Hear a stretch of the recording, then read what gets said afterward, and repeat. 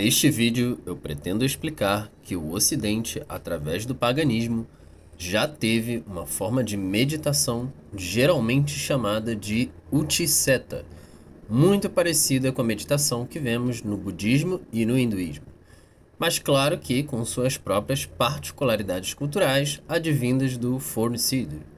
Eu vou citar para vocês aqui algumas fontes nas Edas, nas sagas e outros livros em que essa meditação aparece. Eu pretendo que você saia desse vídeo sabendo completamente o que é a Utiseta e como realizar ela através das fontes que eu vou mostrar aqui. Então, fica até o final do vídeo. Saudações a todos, sejam todos bem-vindos. Eu sou o Velho Lobo e nesse canal nós tratamos de explicar estudos teóricos e as práticas relacionadas à religião da antiga tradição do paganismo nórdico, ou em velho nórdico, o Fornsider, sempre através de fontes históricas.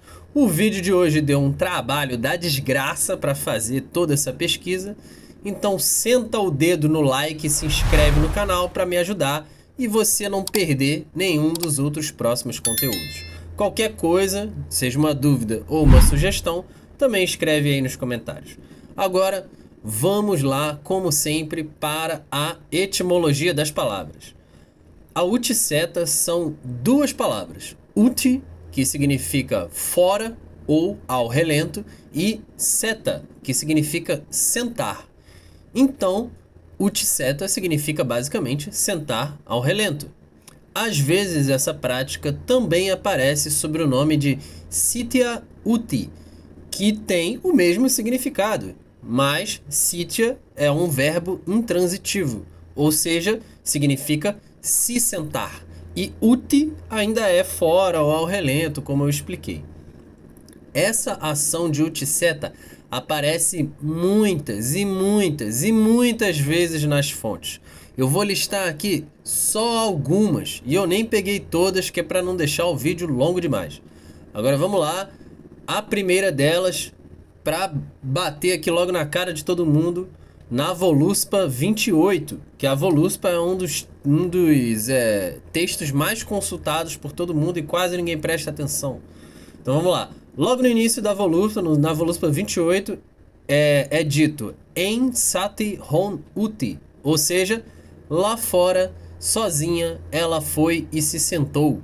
No caso, esse é o trecho 28 sobre quando Odin está falando com a Volva e ela foi adquirir alguns conhecimentos para passar para Odin. Eu vou estar botando aí também o trecho 28 completo aí na tela para vocês verem. E eu coloquei essas traduções diferentes aí para o termo Igjunger, porque não existe um consenso sobre o que realmente significa esse termo. Mas bom, voltando para a Voluspa, mas já na Voluspa nós vemos, né, que é um dos textos mais basilares sobre a fé, né? E já vemos a Volva, no qual Odin vai se consultar para saber o passado e o futuro. Ela já vai lá indo sentar ao relento para obter sabedoria ou visões, né? E aqui sendo utilizada a frase Sat Hon Uti. Agora nós vamos para a Voluspa 41, ou seja, na estrofe 41, e nós vemos o seguinte texto. Sat Tar Ahalgi, sentou no monte, lá se sentou no monte. Esse trecho é sobre um Jotun que está tocando harpa, e aí depois vocês podem ir lá ver o trecho 41. Eu tô deixando mais curto para vocês, para não demorar muito, né? E aqui a gente vê mais novamente, né, a menção da palavra sat, que é para se sentar, né, e tal. Mas a diferença é que aqui fala sobre se sentar no monte e fazer uma utiseta em um monte ou em um local alto, que seria referente ao monte. A gente vai observar isso como um padrão que se repete várias e várias vezes nas próximas fontes que nós vamos ver. E é só por isso que eu quis botar essa citação aqui, porque ela não fala sobre obter poderes nem nada do tipo, fala sobre sentar no monte e tocar harpa, entende? Sendo que a magia, lembrando, também a magia não, a música também é considerada um tipo de magia. Mas vamos ver aí como vai ser aí nas próximas citações. Também temos a citação da Utset no Svipdagsmal, né? Caso você não conheça o Svipdagsmal, ele é um dos livros que inspirou o conto de fadas da Bela Adormecida, e ele está contido na Edda Poética. Só que aqui o personagem principal, ao invés de ser a princesa, é, na verdade, Svipsdag, que tecnicamente é o príncipe. E ele recebe uma missão de sua madrasta para resgatar a mulher que se tornaria a sua amada. Mas para isso ele tem que pedir conselhos e bênçãos para o espírito da sua mãe que já morreu, em que nessa história age como se fosse uma fada madrinha para ele. Mas vamos lá. O Svipdagsmal é dividido entre duas partes, que é o Groagaldr e o Fjolsvinnismal.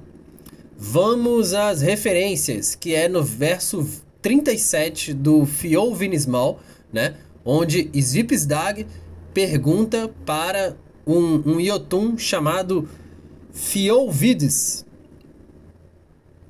que é o que guarda a amada que ele está tentando resgatar, que é a Menglod. Então, nós vemos uma citação que ele diz assim: diga-me, Fjolsvidir, o que vou lhe perguntar e o que eu deveria saber. Como são chamadas aquelas donzelas que se sentam juntas diante do joelho de Menglod, né? Svipdag pergunta isso porque essas donzelas que ele está se referindo aqui, e eu vou deixar aí a citação aí na tela para vocês, que fala Singya Sata Saman, né? Que ele fala, mas voltando, ele pergunta isso porque essas donzelas que estão sentadas aos joelhos de Menglod são aparentemente Dizir, fazendo encantamentos para não deixar ninguém se aproximar. Em uma outra parte do texto também fala que as pessoas chegam para essas Dizir e fazem oferendas. Aí uma outra curiosidade aqui, aproveitando para falar do Svipdagsmal, é que Fjolsvidir, que significa o muito sábio, e é um dos nomes de Odin. Então, esse Jotun que aparece nessa história é muito provavelmente Odin disfarçado, né? Então, outra menção da Utseta também no Svipdagsmal é que a Menglod, ou seja, a amada do Svipsdog, está sentada em cima de uma grande pedra à espera de Svipsdog. E o texto também sugere que ela espera o Svipsdog em uma posição meditativa em cima dessa pedra há incontáveis tempos. Há incontáveis tempos. Então aqui, mais uma vez, uma referência de que alguém fica em cima de uma pedra, em cima de um monte, em cima de alguma coisa, e ela tá lá presa em um tipo de transe, né? Esperando obter alguma coisa. Além disso, também no Svipdagsmal, logo na estrofe 1, Svipsdog vai no túmulo da sua mãe para invocar ela e obter conselhos. Depois você vai lá na estrofe 1 e vai olhar isso aí que eu tô falando.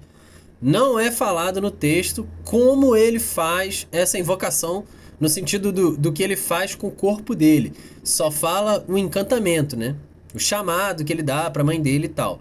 Que ele chama ela pelo nome e etc.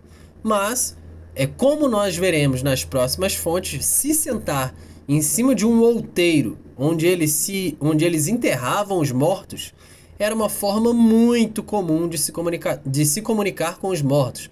Por isso, a maioria dos pesquisadores supõe que Svipsdog tenha feito o mesmo, ou seja, tenha se sentado em cima do outeiro onde sua mãe estava enterrada e aí de lá foi lá e invocou ela. Agora nós vamos para o Grimsmal, que é quando Odin, disfarçado de um mendigo chamado Grimir, ele é colocado entre 8 fogueiras, ou seja, as 8 direções cardeais, e fica sentado entre elas, proferindo encantamentos para as fogueiras não o queimarem.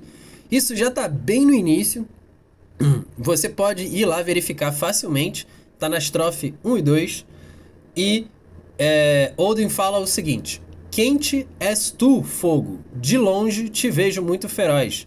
Vão embora agora, ó chamas, meu manto está queimado, e embora eu no alto o carregue, minha pele já foi queimada antes. Aí vai a estrofe 2. 8 noites, novamente 8, né, no caso. Noites me sentei aqui entre essas fogueiras. Logo para mim, nenhuma bebida foi oferecida, à exceção de Agnar, o único que deverá governar, o filho de Geirrod, na terra dos godos.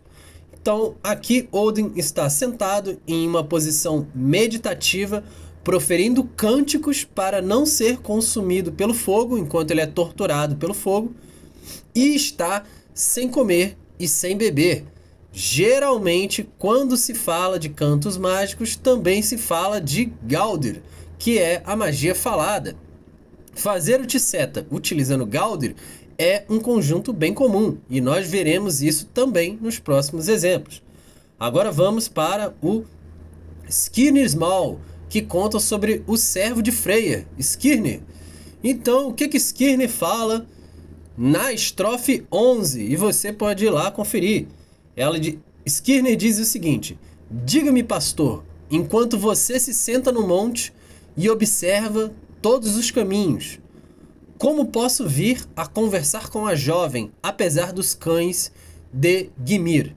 Aqui vemos, mais uma vez, alguém sentado em cima do monte, obtendo visões ou sabedoria, e isso é indicado pela frase, você que observa todos os caminhos. Agora vamos para o Helgakvida Hroðvardssonar. Temos a seguinte passagem na estrofe 6, onde tem Hroðvardir e Sigrid tiveram um filho alto e bonito. Ele não falava e nenhum nome foi dado a ele. Ele se sentou em um cemitério e viu 9 valquírias cavalgando no céu. Uma possuía o mais impressionante de todos os aspectos. Então aqui, mais uma vez, alguém indo num local dos mortos, se sentando ali e tendo visões. Se você não conhece, o Helgakvida é um conto sobre Helg e a amante dele, que eles ficam reencarnando diversas vezes, morrendo e reencarnando, e tendo várias vidas diferentes. Agora vamos ainda, né, no Helgakvida Hroðvardssonar. Também vamos falar sobre quando Helg vai matar um Jotun chamado Hati, ou Hata no original. Ele chega lá e mata o Hata, que está sentado em um penhasco. Aí você para e pensa, mas o que tem a ver com penhasco?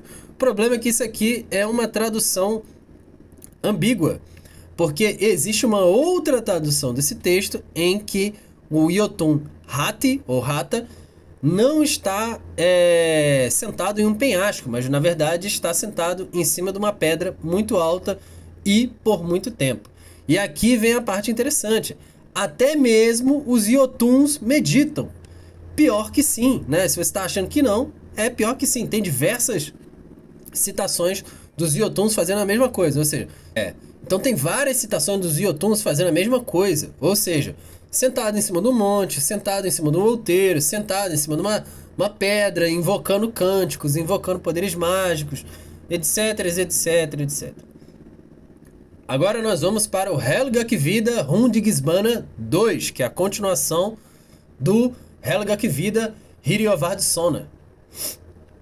Bem na estrofe 18, nós vemos o seguinte: então Helg reuniu uma grande tropa marítima e foi para Frekastein.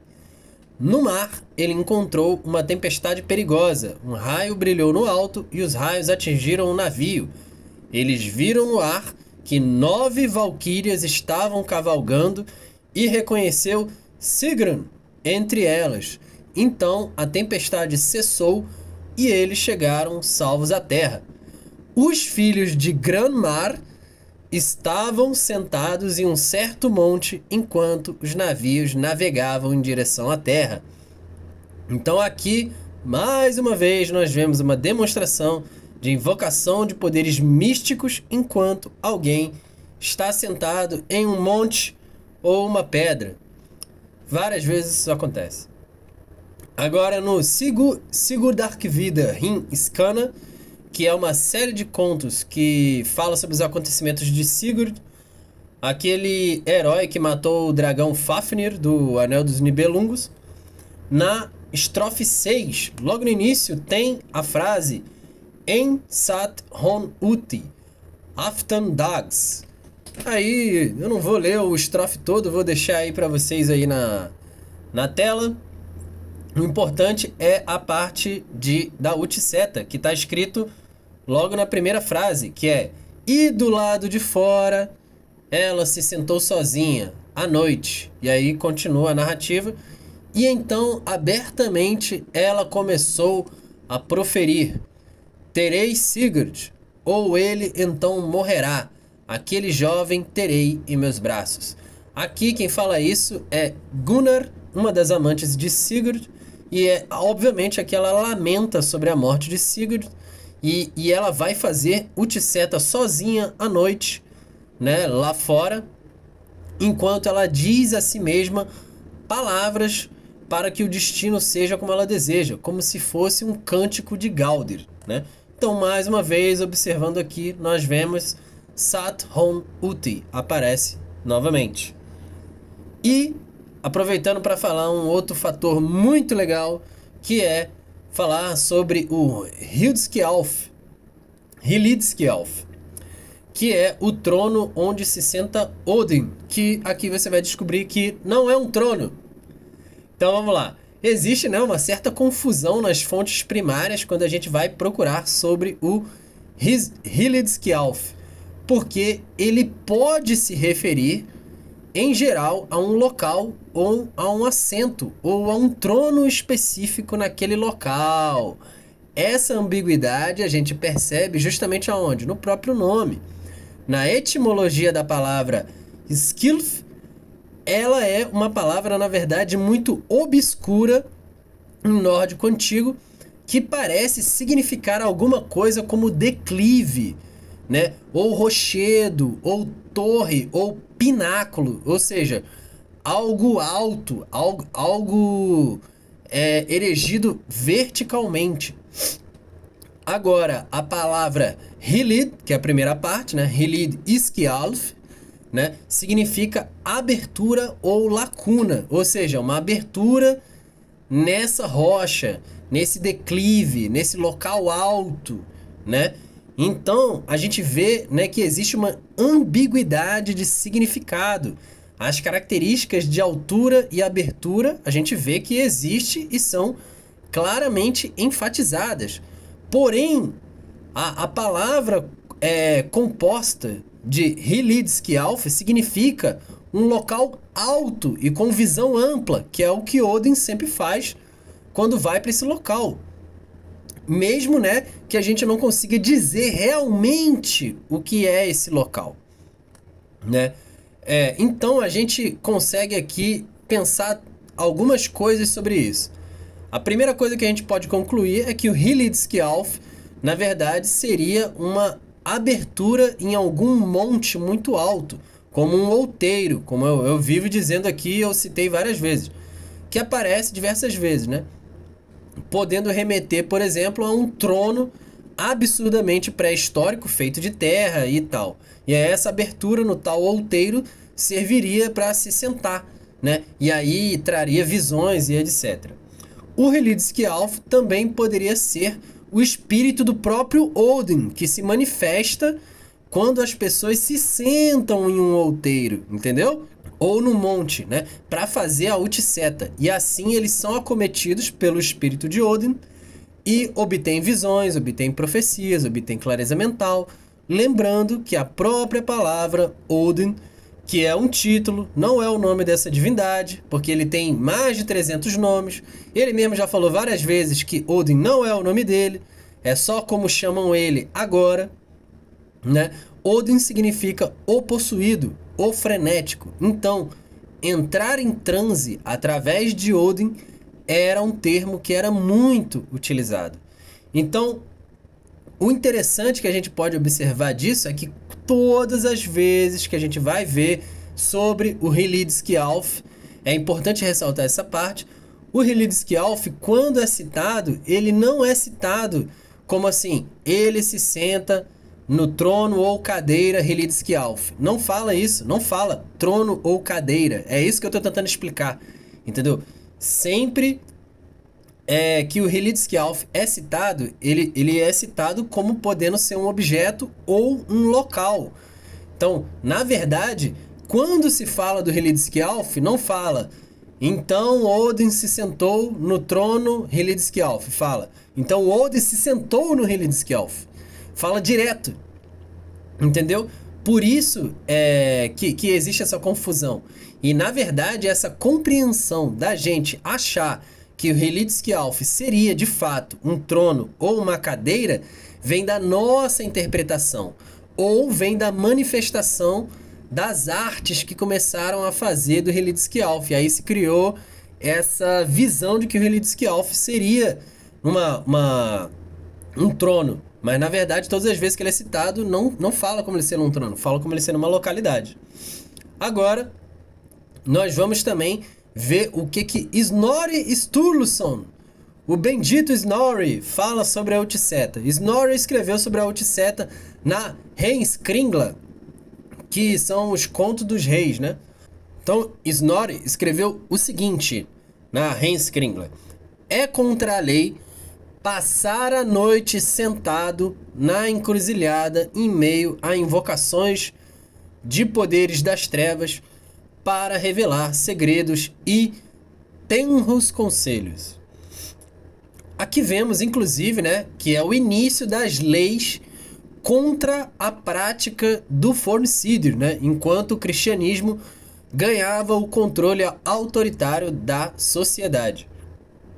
Ainda dentro da Heimskringla, existe uma outra passagem dentro do Hakonar Saga Heiðbreiðs que diz o seguinte: as pessoas dizem que Gunhildur, a mãe adotiva do rei Hakon, que era casada com Simon, mandou alguém se sentar do lado de fora para a vitória de Hakon. Foi revelado que eles deveriam lutar contra o rei Ingi à noite, mas nunca durante o dia. Ele, o rei Hakon, prometeu obedecer. Dizem que era uma mulher chamada Tordis Skiegia, que estava fazendo o rito de se sentar ao relento, mas não sei se isso é verdade. Então aqui, na Heimskringla, mais uma evidência de que as pessoas faziam esse rito e, geralmente, ao relento para obter sabedoria ou profecias. E aqui eu vou fazer o mesmo aviso de sempre. Muita gente pensa que o Snorri, que é cristão, relembrando, escreveu a Edda em prosa a favor do paganismo, quando não temos provas concretas disso. Ele sempre fala... aqui a gente vê, por exemplo, que ele chama a Utseta de poder das trevas. Então aqui já é mostrado que ou ele foi obrigado a chamar a Utseta de poder das trevas, ou ele nunca foi a favor do paganismo. Então, para entender melhor esse caso, veja o vídeo que eu falo sobre as diferenças entre a Edda em prosa e a Edda poética. O vídeo vai estar aí no card. Agora vamos para a Frostebroda Saga. Ela tem um trecho que diz o seguinte: então, estes criminosos que não podem ser salvos perderão todas as suas propriedades, sua paz, sua terra, e perderão todo o seu dinheiro, suas terras, assim como também perderão suas terras hereditárias e todas as suas outras terras. Eles serão tratados assim, dessa forma, como aqueles que cometeram assassinato ou realizarem feitiçaria ao sentar-se ao relento para despertar as forças demoníacas enquanto praticam o paganismo. Esse é um trecho dessa saga que mostra alguém, né, criminalizando a Utseta. E que aqui a gente vê que eles não somente criminalizam a Utseta, como eles falam que cometer a Utseta é a mesma coisa que cometer um assassinato. Para você ver como eles estavam demonizando essas práticas, né? Então vamos na Thorlaks Saga, ou a Saga do Bispo Thorlak, ou o Skriftabod Thorlaks Biscups. Nossa, esse foi difícil de falar. Nela diz o seguinte: se uma pessoa se senta ao relento, e aqui o trecho utilizado é Sitr Mader Uti, ou seja, um homem que se senta ao relento para adquirir conhecimento ou praticar o Gauder, que são a magia de cântico, como eu já falei antes, ou lidar com objetos enfeitiçados, ou praticar coisas que são pagãs, o bispo estabelecerá uma penitência, mesmo que o crime seja reportado para o padre e não para o bispo. Então aqui a gente vê mais uma vez mostrando a Utseta como um rito místico e também sendo anexado ao Gaudir, né? E aqui mostrando que ele será punido pelos agentes da igreja local caso alguém seja pego fazendo isso aí. Vamos agora para o livro Jarnessida, que é um livro de leis de 1260 da Islândia. O livro diz o seguinte: eles serão considerados criminosos e não podem ser salvos se forem pegos cometendo assassinato ou feitiçaria. Aqui a feitiçaria é chamada de fordaduskap. E adivinhação. Aqui nesse caso a palavra utilizada é spafarar. Spa de spell, né, no caso, que vem se tornar a palavra spell, que significa feitiço. Ou sentar-se ao relento. Aqui eles utilizam a palavra utisetur, né, para despertar forças demoníacas. Quando eles falam força demoníaca aqui, eles chamam de Vekiatrol up.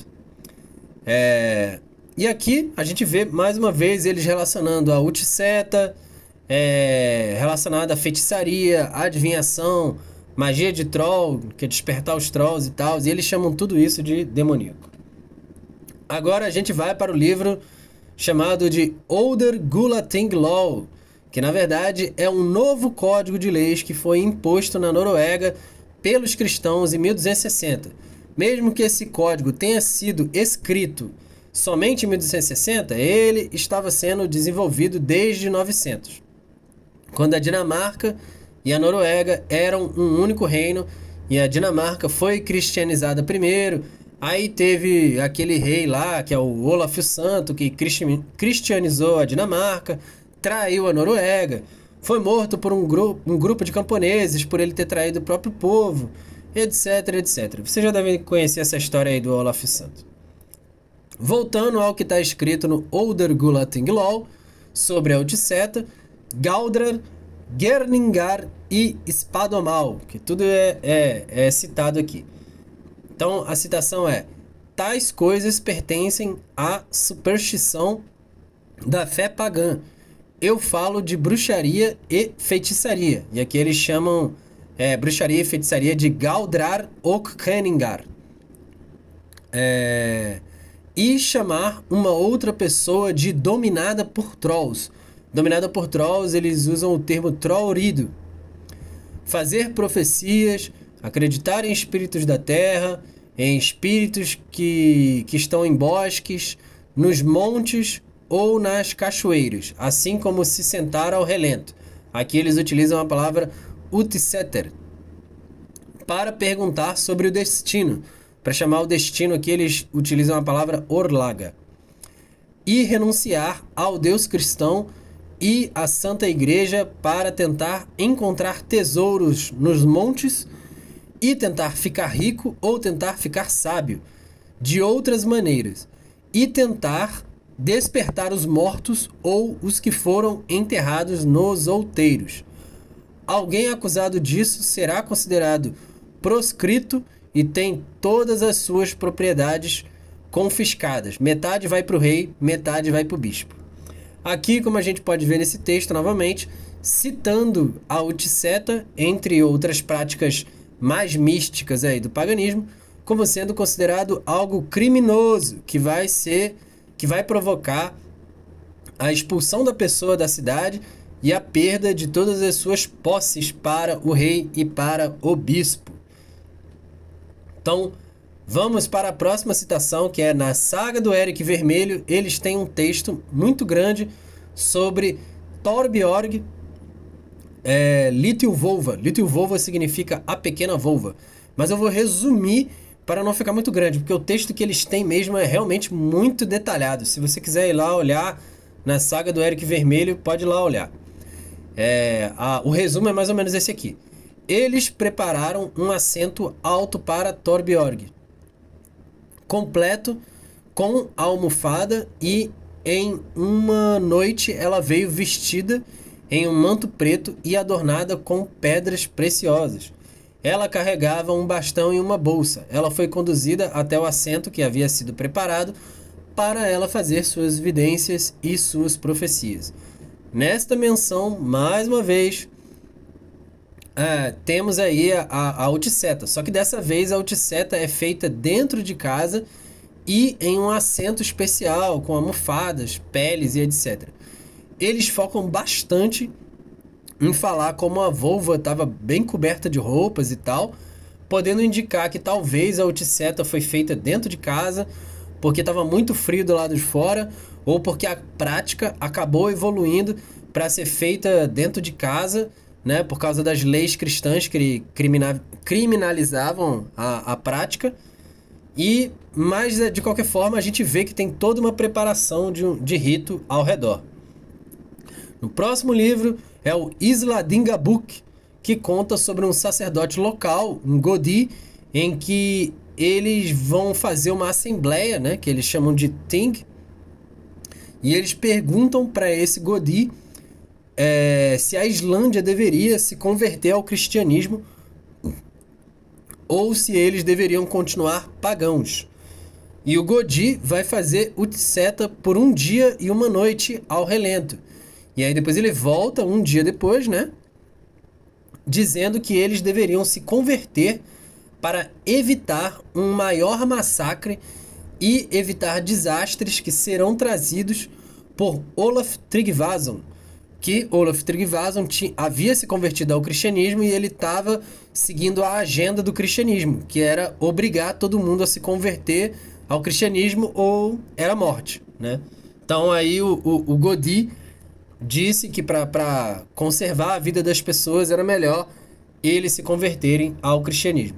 Mas bom, de qualquer forma a gente vê aqui o sacerdote fazendo uma Utseta para obter essa evidência. No livro Folk Stories of Iceland tem um monte de páginas falando sobre Utseta. Um monte. E também variações da Utseta. Mas bom, eu vou ler alguns trechos aqui dela para você.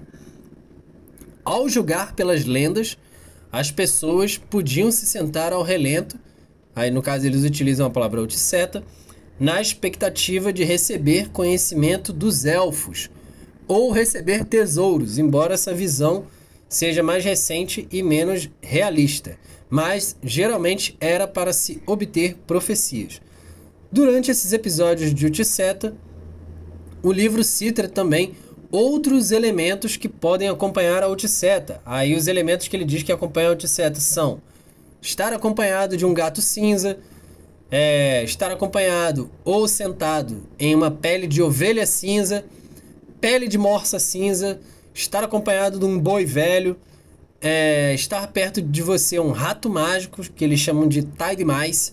Se você não sabe o que é um Tide Mice, existe uma animação na Netflix sobre essa pequena criaturinha. O nome da série é Os Ratinhos, ou Tide Mice, se você quiser procurar.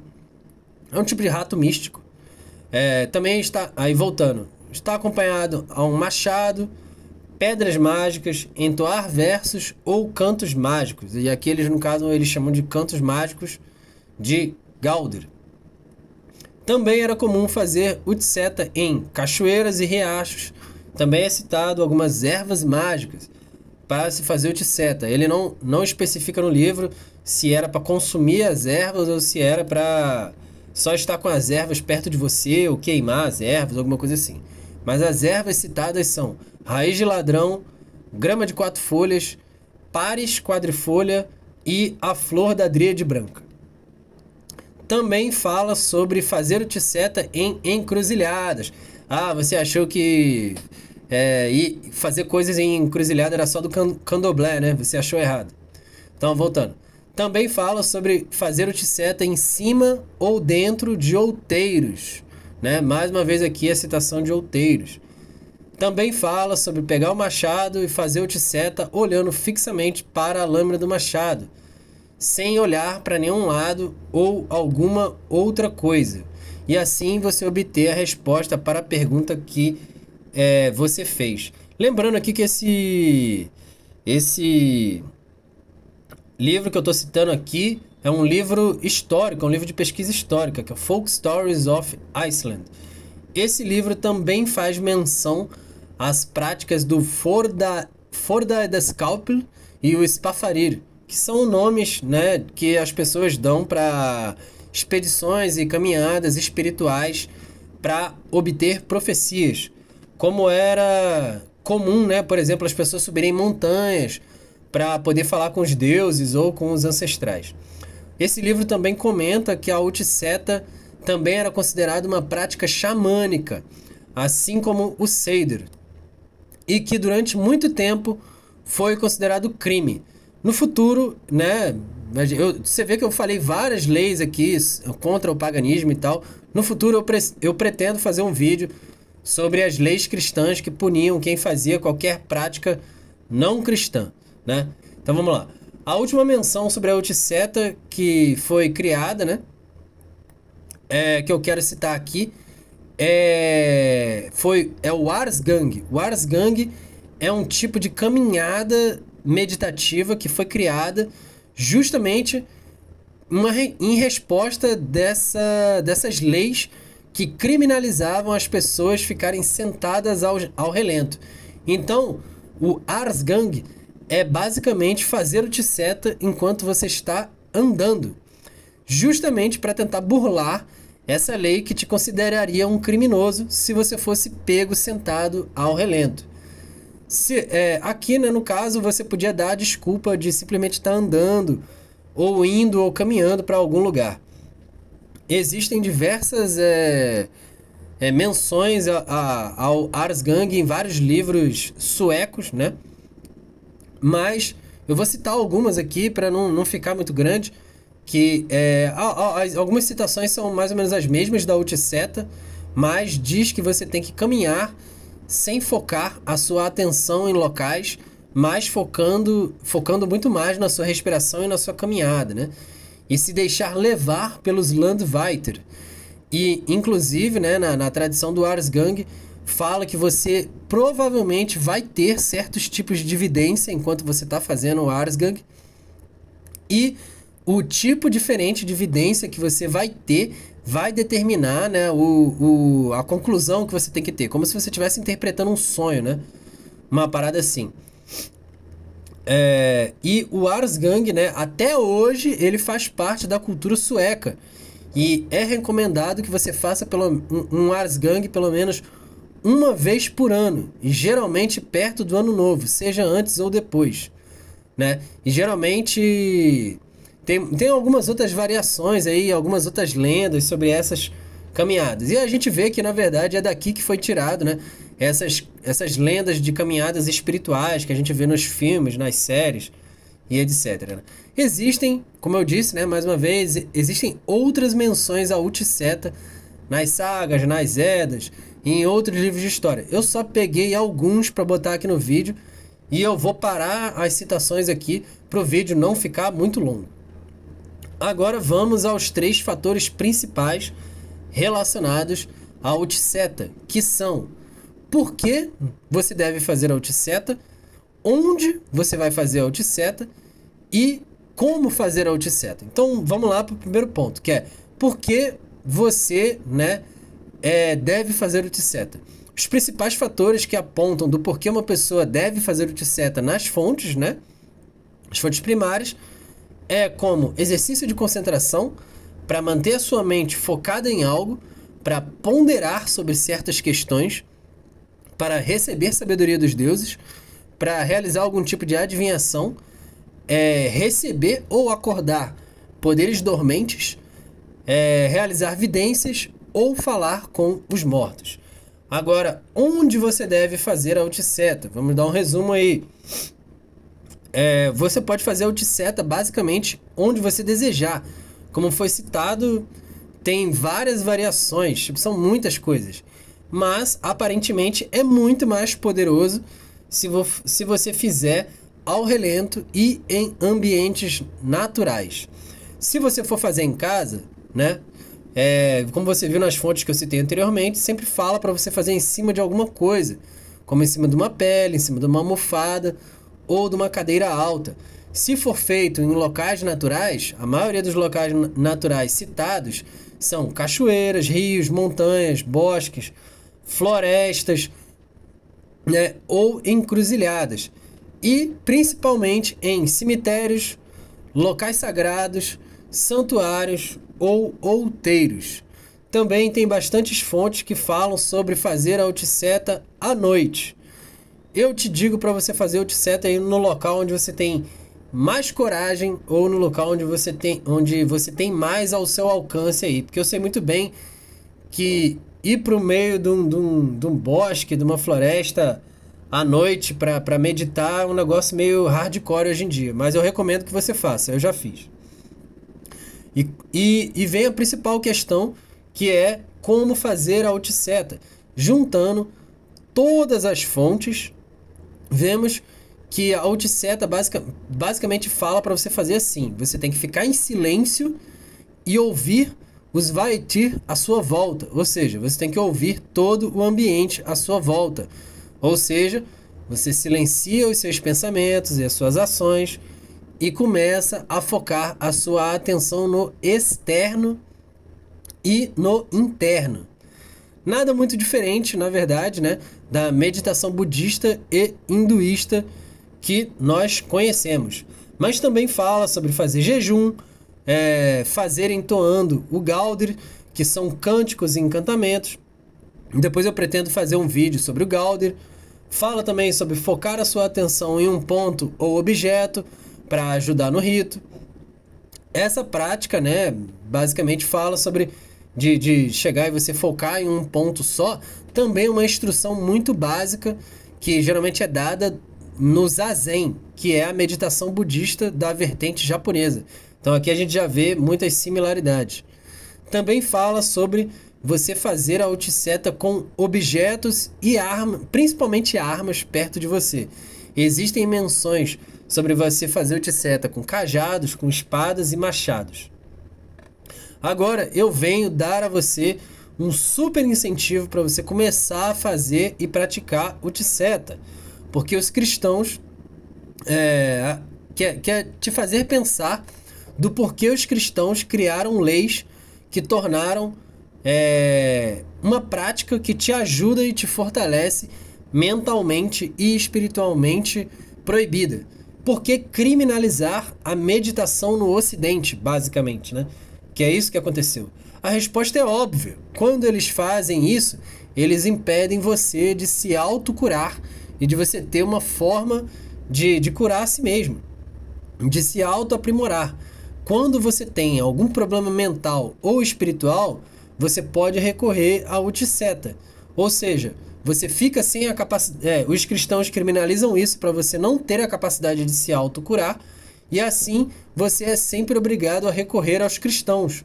Isso, né, além de demonizar certas práticas que são saudáveis e te aprimoram como pessoa. Esse tipo de demonização de prática que são boas para as pessoas não é de hoje. Isso já aconteceu, por exemplo, com o exercício físico de levantamento de peso. Se você parar para pensar, antigamente ter músculos bem desenvolvidos e grandes era considerado coisa de gente ignorante, burra e até mesmo coisa de gente doente. E hoje em dia sabemos que o exercício físico, né, de desenvolvimento muscular afeta inclusive o cérebro e a criação de novos neurônios, ou seja, fazer exercício regularmente e fazer até musculação te deixa mais inteligente. Isso é muito irônico, não é verdade? Então, eu te digo aqui para você, se você se sente ansioso, mentalmente estável, com baixo nível de atenção, atormentado por pensamentos sobre o passado ou sobre o futuro, se você quer pensar e ter previsões, insights sobre certas questões, pratique o Utseta. Eu estou falando isso para te ajudar, para te melhorar. Assim como nós precisamos comer bem e comer saudável para que o nosso corpo fique bem, você precisa ter práticas mentais saudáveis para fortalecer e aprimorar a sua mente e o seu espírito. E nós tínhamos esse exercício simples, que te ajuda de várias formas, mas que foi tirado de nós na base da violência, para nos tornar escravos do sistema deles. Então, se você quer ser livre, se você quer ser independente, se você quer se aprimorar, se você quer crescer espiritualmente, pratique o Utseta. Comece com pequenos tempos, como por exemplo 2 minutos, 5 minutos. Depois você vai e evolui para mais tempo, como 20 minutos. Mas eu não recomendo que você faça mais do que 1 ou 2 horas por dia. Por quê? Assim como o exercício físico de academia pode lesionar o seu corpo, eu acho que o excesso de Utseta pode também acabar te trazendo mais males do que bem. E Odin sempre combate diversas vezes o excesso, né? Seja por falta de harmonia ou por falta de temperança, etc, etc. Tem muitas citações de Odin criticando o excesso. Agora você tem todas as ferramentas para você melhorar a sua própria vida, mas você só vai atingir os pontos que você deseja se você sair das ilusões criadas pelo mundo moderno e realmente praticar o conhecimento do paganismo do fornecido. Ou seja, você tem que fazer o que tem que ser feito e parar de ficar só nas ideias. Você tem que fazer, você tem que praticar. Se você tem interesse de adquirir algum livro para entender e se aproximar mais dos deuses, os links estão aí na descrição e no comentário fixado. Não se esqueça de deixar o seu like, se inscrever no canal e deixar nos comentários qualquer dúvida ou sugestões que você tenha. Obrigado por ter assistido esse vídeo. Valeu, falou e os deuses estão conosco.